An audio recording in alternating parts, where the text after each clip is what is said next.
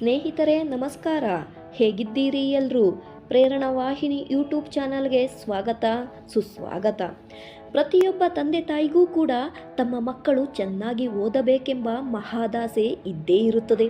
ಮಕ್ಕಳಿಗೆ ಆಸ್ತಿ ಮಾಡುವುದಕ್ಕಿಂತ ವಿದ್ಯೆಯನ್ನೇ ಅವರ ಆಸ್ತಿಯಾಗಿಸಬೇಕು. ವಿದ್ಯಾವಂತ ಹಾಗೂ ಸುಸಂಸ್ಕೃತ ಮಕ್ಕಳು ಎಲ್ಲಿ ಬೇಕಾದರೂ ಉತ್ತಮ ರೀತಿಯಲ್ಲಿ ಜೀವನ ನಡೆಸುತ್ತಾರೆ. ಕೆಲವು ಚಿಕ್ಕ ಮತ್ತು ದೈನಂದಿನ ಅಭ್ಯಾಸಗಳು ಮಕ್ಕಳನ್ನು ಪುಸ್ತಕದ ಪ್ರೇಮಿಗಳನ್ನಾಗಿ ಮಾಡುತ್ತವೆ. ಅಂತಹ ಸರಳ ಅಭ್ಯಾಸಗಳು ಮಕ್ಕಳ ಮೇಲೆ ದೀರ್ಘಕಾಲದ ಸಕಾರಾತ್ಮಕ ಪರಿಣಾಮ ಬೀರುತ್ತವೆ. ಮಕ್ಕಳನ್ನು ಓದಿನತ್ತ ಪ್ರೋತ್ಸಾಹಿಸಲು ಸುಲಭ ಸಲಹೆಗಳನ್ನು ಈ ವಿಡಿಯೋದಲ್ಲಿ ನೋಡೋಣ ಬನ್ನಿ. ಮನೆಯೇ ಮೊದಲ ಪಾಠಶಾಲೆ, ತಾಯಿಯೇ ಮೊದಲ ಗುರು ಎಂಬ ಗಾದೆ ಮಾತು 100ಕ್ಕೆ 100ರಷ್ಟು ಸತ್ಯವಾಗಿದೆ. ಆದರೆ ಇತ್ತೀಚಿನ ದಿನಗಳಲ್ಲಿ ದಂಪತಿಗಳಿಬ್ಬರೂ ದುಡಿಯುತ್ತಿರುವ ಕಾರಣ ಮಕ್ಕಳ ಓದಿನ ಕಡೆ ಹೆಚ್ಚಿನ ಗಮನ ಹರಿಸಲು ಸಾಧ್ಯವಾಗುತ್ತಿಲ್ಲ. ಶಾಲೆಯಲ್ಲಿ ಹೇಳಿಕೊಡುವ ಶಿಕ್ಷಕರ ಮೇಲೆ ಹಾಗೂ ಟ್ಯೂಷನ್ನಲ್ಲಿ ಹೇಳಿಕೊಡುವವರ ಮೇಲೆ ನಾವುಗಳು ತುಂಬ ಅವಲಂಬಿತರಾಗಿದ್ದೇವೆ. ನಾವು ಇಷ್ಟೆಲ್ಲ ಕಷ್ಟಪಟ್ಟು ದುಡಿಯುತ್ತಿರುವುದು ನಮ್ಮ ಮಕ್ಕಳ ಒಳಿತಿಗಾಗಿ ಅಂದ ಮೇಲೆ ಆ ಮಕ್ಕಳಿಗಾಗಿ ನಾವು ಸ್ವಲ್ಪ ಸಮಯವನ್ನು ಮೀಸಲಿಡುವುದು ಕಷ್ಟವೇ? ನನ್ನ ಮಗ ದ್ವಿತೀಯ PUC ಓದುತ್ತಿದ್ದಾನೆ. ನಾನು ಅವನು ಚಿಕ್ಕವನಾಗಿದ್ದಾಗಲಿಂದಲೂ ಒಂದು ದಿನವೂ ಕೂಡ ಕೂತು ಓದು ಎಂದು ಹೇಳಿಲ್ಲ. ಆದರೂ ತುಂಬ ಚೆನ್ನಾಗಿ ಓದುತ್ತಾನೆ. ನನ್ನ ಮಗನ ಹೆಗ್ಗಳಿಕೆಗಾಗಿ ಈ ಮಾತುಗಳನ್ನು ಹೇಳುತ್ತಿಲ್ಲ. ಅವನಾಗೇ ಕುಳಿತು ಓದುವ ಹಾಗೆ ಕೆಲವೊಂದು ಅಭ್ಯಾಸಗಳನ್ನು ನಾನೇ ರೂಢಿಸಿಕೊಂಡೆ. ಈ ಅಭ್ಯಾಸಗಳಿಂದ ನಾನು ಯಶಸ್ವಿಯಾಗಿರುವ ಕಾರಣ ನಿಮಗೂ ಹೇಳಲು ಇಚ್ಛಿಸುತ್ತಿದ್ದೇನೆ. ನಿಮಗೆ ಅನುಮಾನವಿದ್ದರೆ ನಾ ಹೇಳುವ ಅಭ್ಯಾಸಗಳನ್ನು 15 ದಿನ ನಿಮ್ಮ ಜೀವನದಲ್ಲಿ ಅಳವಡಿಸಿ ನೋಡಿ. ಖಂಡಿತ ನಿಮ್ಮ ಮಗು ತಾನಾಗೇ ಕುಳಿತು ಓದಲು ಪ್ರಾರಂಭಿಸುತ್ತದೆ. ಮೊದಲನೆಯದಾಗಿ, ನಿಮ್ಮ ಮಗುವಿಗೆ ಕುಳಿತು ಓದು ಎಂದು ಹೇಳಬೇಡಿ. ಬದಲಾಗಿ ಪ್ರತಿದಿನ ಸಂಜೆ ಆಗುತ್ತಿದ್ದ ಹಾಗೆ ನಿಮ್ಮ ಮಗುವಿನ ಮುಂದೆ ನೀವು ಒಂದು ಪುಸ್ತಕವನ್ನು ಹಿಡಿದು ಓದುವಂತೆ 10 ನಿಮಿಷ ಕುಳಿತುಕೊಳ್ಳಿ. ಖಂಡಿತ ನಿಮ್ಮ ಮಗು ಸ್ವತಃ ತಾನಾಗೇ ಎದ್ದು ಬಂದು ಓದಲು ಅಥವಾ ಬರೆಯಲು ಕುಳಿತುಕೊಳ್ಳುತ್ತದೆ. ಮಕ್ಕಳು ತಂದೆ ತಾಯಿಯನ್ನು ಅನುಕರಣೆ ಮಾಡುತ್ತವೆ. ನಮ್ಮ ಪ್ರತಿಯೊಂದು ಚಲನವಲನಗಳು ಮಕ್ಕಳ ಮೇಲೆ ಅತಿಯಾದ ಪ್ರಭಾವ ಬೀರುತ್ತವೆ. ಸಾಧ್ಯವಾದಷ್ಟು ಮಕ್ಕಳ ಮುಂದೆ ಉತ್ತಮ ರೀತಿಯಲ್ಲಿರುವುದು ಒಳ್ಳೆಯದು. ಇನ್ನು ಎರಡನೆಯದು, ಸಾಧ್ಯವಾದಷ್ಟು ಮಕ್ಕಳ ಮುಂದೆ ನಾವು ಮೊಬೈಲ್ ಬಳಕೆ ಮಾಡುವುದು ಹಾಗೂ TV ನೋಡುವುದನ್ನು ಕಡಿಮೆ ಮಾಡಬೇಕು.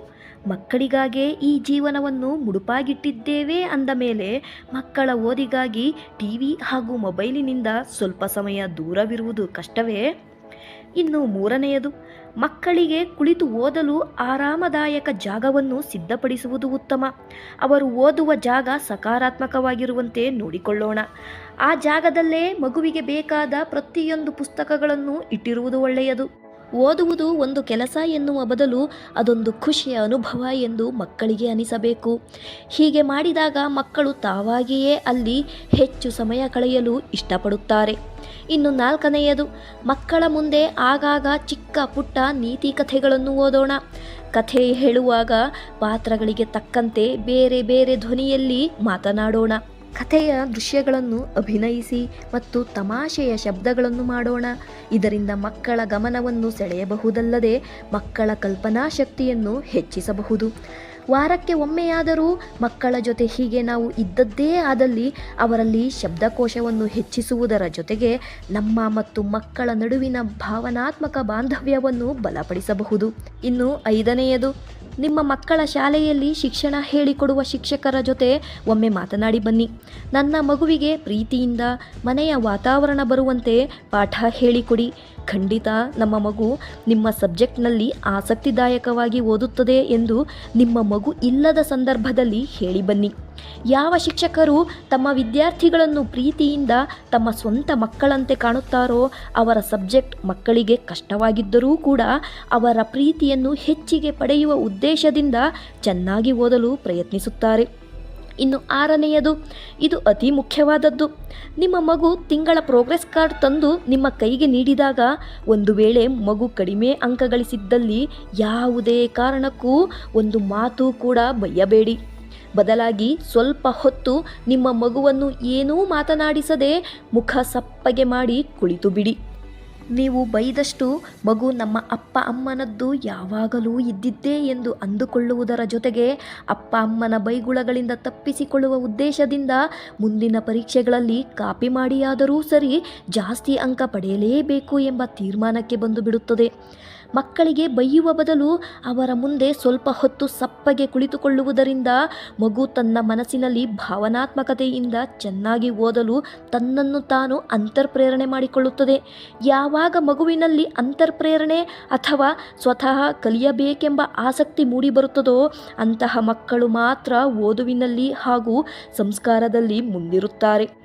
ಇನ್ನು 7ನೆಯದು, ಪ್ರತಿ ತಿಂಗಳು ನಿಮ್ಮ ಮಗುವೇನಾದರೂ ಪರೀಕ್ಷೆಗಳಲ್ಲಿ 100% ಮಾರ್ಕ್ಸ್ ತೆಗೆಯುತ್ತಿದ್ದಲ್ಲಿ ಶಿಕ್ಷಕರನ್ನು ಒಮ್ಮೆ ಭೇಟಿ ಮಾಡಿ ಚಿಕ್ಕ ಪುಟ್ಟ ತಪ್ಪುಗಳು ಕಂಡಲ್ಲಿ ತಿದ್ದದೆ ಮಾರ್ಕ್ಸನ್ನು ಕಡಿತಗೊಳಿಸಿ ಎಂದು ಹೇಳಿ ಬನ್ನಿ. ಹೀಗೆ ಮಾಡುವುದರಿಂದ ಮಗುವಿನಲ್ಲಿ ಹುಟ್ಟುವ ಅಹಂ ಕಡಿಮೆಯಾಗುವುದರ ಜೊತೆಗೆ ಮುಂದಿನ ಹಂತದ ಪರೀಕ್ಷೆಗಳಲ್ಲಿ ಚಿಕ್ಕ ಪುಟ್ಟ ತಪ್ಪುಗಳಾಗದ ಹಾಗೆ ಗಮನವಿಟ್ಟು ಪರೀಕ್ಷೆಯನ್ನು ಬರೆಯುತ್ತದೆ. ಇನ್ನು 8ನೆಯದು, ಮಕ್ಕಳ ಜೊತೆ ನಮ್ಮ ಸಮಯವನ್ನು ಬಿಡುವು ಮಾಡಿಕೊಂಡು ಆಟವಾಡುವುದರ ಮೂಲಕ ಆಗಾಗ ಮಕ್ಕಳನ್ನು ಖುಷಿಪಡಿಸುವುದರ ಜೊತೆಗೆ ಅವರಿಗೆ ನಾವು ಉತ್ತಮ ಸ್ನೇಹಿತರಾಗಬೇಕು.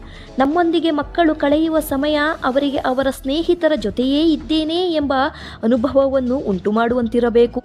ನಾವು ಯಾವಾಗ ನಮ್ಮ ಮಕ್ಕಳನ್ನು ಸ್ನೇಹಿತರಂತೆ ನೋಡಿಕೊಳ್ಳುತ್ತೇವೋ ಆಗ ಪ್ರತಿಯೊಂದು ವಿಷಯವನ್ನು ಮುಚ್ಚುಮರೆ ಮಾಡದೆ ನಮ್ಮ ಬಳಿ ಹಂಚಿಕೊಳ್ಳುತ್ತಾರೆ. ಇಂದಿನ ಡಿಜಿಟಲ್ ಯುಗದಲ್ಲಿ ನಮ್ಮ ಮಕ್ಕಳನ್ನು ಮೊಬೈಲ್ ಮತ್ತು ಟಿವಿ ಪರದೆಗಳಿಂದ ದೂರವಿಟ್ಟು ಪುಸ್ತಕಗಳತ್ತ ಸೆಳೆಯುವುದು ನಿಜವಾಗಿಯೂ ಒಂದು ದೊಡ್ಡ ಸವಾಲೇ. ಆದರೆ ಮಕ್ಕಳಲ್ಲಿ ಓದುವ ಹವ್ಯಾಸವನ್ನು ಬೆಳೆಸುವುದು, ಅವರ ಭಾಷಾ ಕೌಶಲ್ಯ ಮತ್ತು ಜ್ಞಾನವನ್ನು ಹೆಚ್ಚಿಸುವುದಲ್ಲದೆ ಅವರಲ್ಲಿ ಕಲ್ಪನಾಶಕ್ತಿ, ಸೃಜನಶೀಲತೆ ಮತ್ತು ಆತ್ಮವಿಶ್ವಾಸವನ್ನು ಮೂಡಿಸುತ್ತದೆ. ಇದು ಸ್ನೇಹಿತರೆ, ನಮ್ಮ ಮಕ್ಕಳಲ್ಲಿ ಉತ್ತಮ ಓದುವ ಹವ್ಯಾಸಗಳನ್ನು ಬೆಳೆಸುವುದು ಹೇಗೆ ಎಂಬುದರ ಬಗ್ಗೆ ಪೋಷಕರು ಅಳವಡಿಸಿಕೊಳ್ಳಬೇಕಾದ ಮುಖ್ಯವಾದ ಒಂದಷ್ಟು ಅಭ್ಯಾಸಗಳು. ಈ ವಿಡಿಯೋದ ಬಗ್ಗೆ ನಿಮ್ಮ ಅನಿಸಿಕೆ ಮತ್ತು ಅಭಿಪ್ರಾಯಗಳನ್ನು ಕಮೆಂಟ್ಸ್ನಲ್ಲಿ ತಿಳಿಸಿ. ಮುಂದಿನ ವಿಡಿಯೋದಲ್ಲಿ ಮತ್ತೆ ಭೇಟಿಯಾಗೋಣ ಅಂತ ಹೇಳ್ತಾ ಇಂದಿನ ವಿಡಿಯೋವನ್ನು ಮುಗಿಸುತ್ತೇನೆ. ಧನ್ಯವಾದಗಳು ಸ್ನೇಹಿತರೆ.